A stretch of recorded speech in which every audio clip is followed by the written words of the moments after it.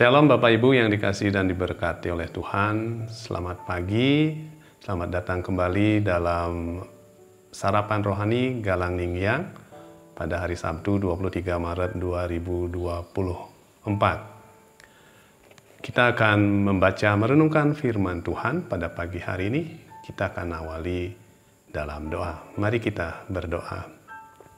Bapa, di dalam nama Tuhan Yesus kami mengucap syukur pagi ini kami boleh bangun dalam keadaan sehat, dan hari ini kami rindu untuk membaca, merenungkan firman-Mu. Berilah kami hikmat pewahyuan sehingga kami diberikan pengertian dan memahami firman-Mu dengan benar, dan kami diberi kuasa untuk melakukannya dalam kehidupan kami setiap hari. Berkati hamba-Mu yang akan menyampaikan, biarlah kehendak Tuhan saja yang dinyatakan. Di dalam nama Tuhan Yesus, kami siap mendengarkan firman-Mu. Bapak Ibu yang dikasihi oleh Tuhan, hanya Dia saja Allahku. Itu yang menjadi tema yang saya ambil untuk pagi hari ini. Bacaan kita ada dua. Dapatkah manusia membuat Allah bagi dirinya sendiri? Yeremia 16 ayat 20. Karena itu, matikanlah dalam dirimu segala sesuatu yang duniawi, yaitu percabulan, kenajisan, hawa nafsu, nafsu jahat, dan juga keserakahan yang sama dengan penyembahan berhala. Kolose 3 ayat 5. Bapak Ibu yang dikasihi oleh Tuhan, bacaan hari ini terkait dengan berhala dan penyembahan berhala. Lebih tepatnya yang terjadi dalam kehidupan bangsa Israel. Ingat, kehidupan orang Israel adalah gambaran kehidupan orang percaya secara rohani.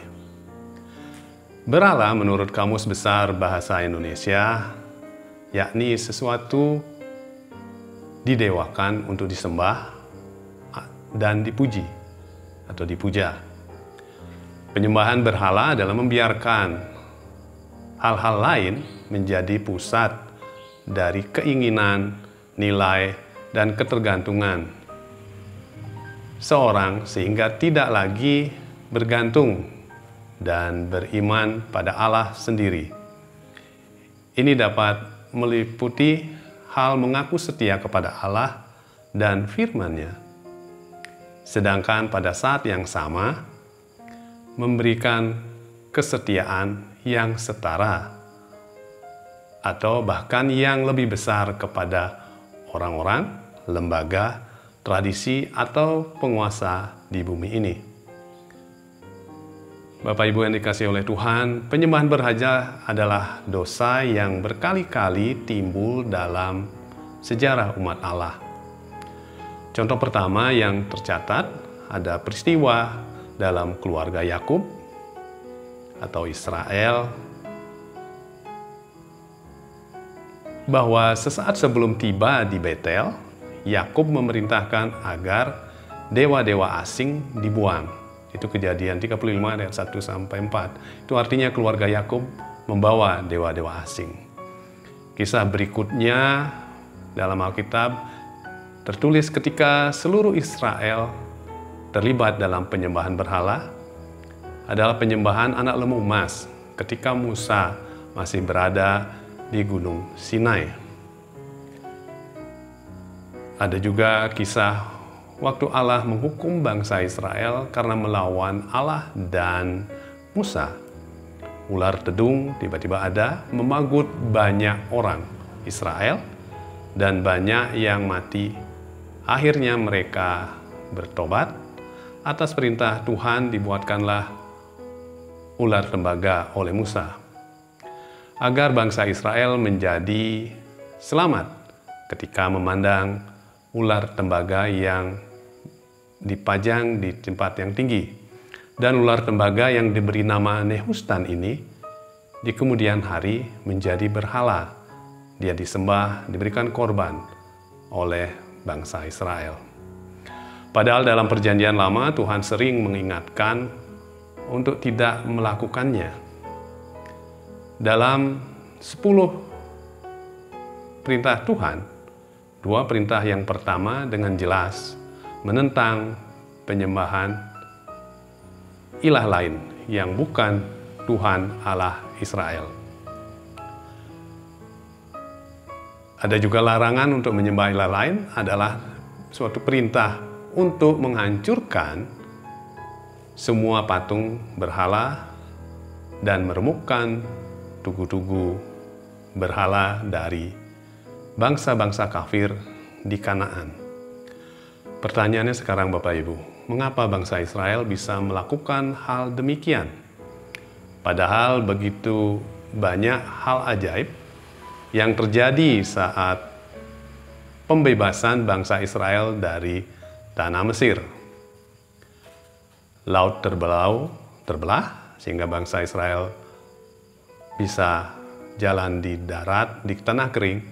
Di padang gurun mereka dipelihara dengan luar biasa.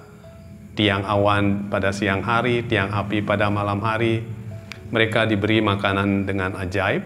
Mereka setiap pagi hanya perlu keluar dari tenda mengambil mana secukupnya untuk kebutuhan keluarga. Saat tidak ada air, Tuhan memberikan air, bahkan dari batu karang keluar air.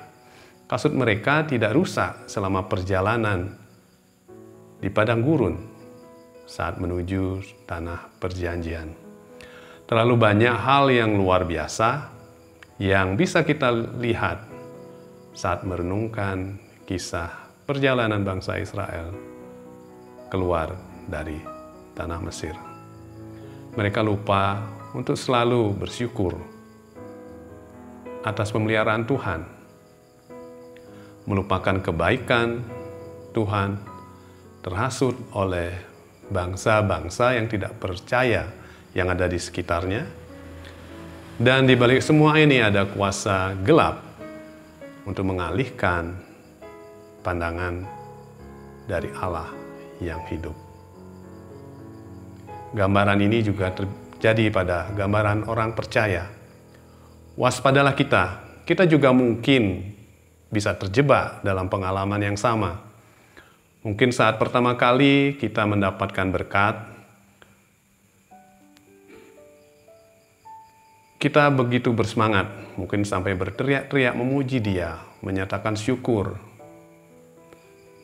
Namun tidak berapa lama setelah menikmati berkat Tuhan, kemudian semua terasa hambar. Tidak lagi mengingat kebaikannya, tidak mampu lagi mengucap syukur atas segala hal yang diberikan. Pemeliharaan Tuhan itu kita anggap hal yang biasa, mungkin tidak ada artinya lagi.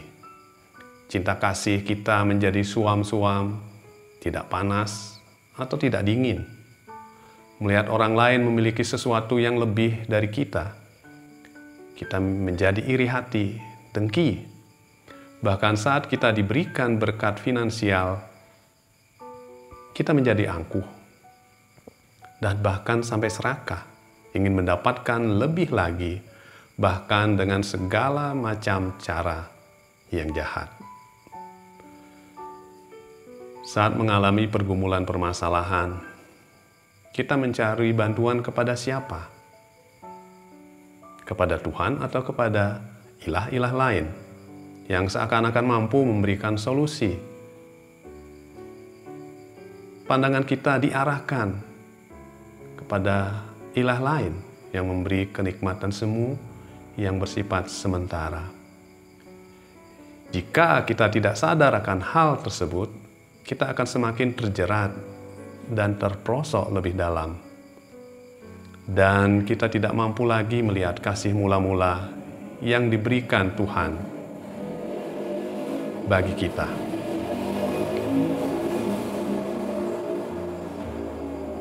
Rasul Paulus dengan tegas berkata, "Matikanlah dalam dirimu segala sesuatu yang duniawi." Rasul Paulus tidak berkata, berubahlah pelan-pelan dari hal-hal duniawi. Tidak. Tapi dia tegas berkata, Karena itu, matikanlah dalam dirimu segala sesuatu yang duniawi, yaitu percabulan, kenajisan, hawa nafsu, nafsu jahat, dan juga keserakahan yang sama dengan penyembahan berhala. Bapak Ibu yang dikasihi oleh Tuhan, dengan membiarkan diri kita melakukan hal-hal duniawi tersebut, itu sama levelnya dengan penyembahan berhala. Akhirnya, kita harus bangkit. Mari kita matikan dalam diri kita segala sesuatu yang duniawi dan mengikut Tuhan Yesus sepenuhnya, seperti yang dikatakan dalam Matius 16 ayat 24. Setiap orang yang mau mengikut aku, ia harus menyangkal dirinya, memikul salibnya, dan mengikut aku. Marilah kita mengikuti Yesus dengan menyangkal diri, mengikut Dia, memikul salib, dan biarlah tubuh jiwa roh kita sepakat mengaku hanya Dia saja Allahku. Amin. Kita berdoa. Bapa, dalam nama Tuhan Yesus, ampuni sekiranya banyak hal yang membuat kami teralihkan pandangan kami padamu.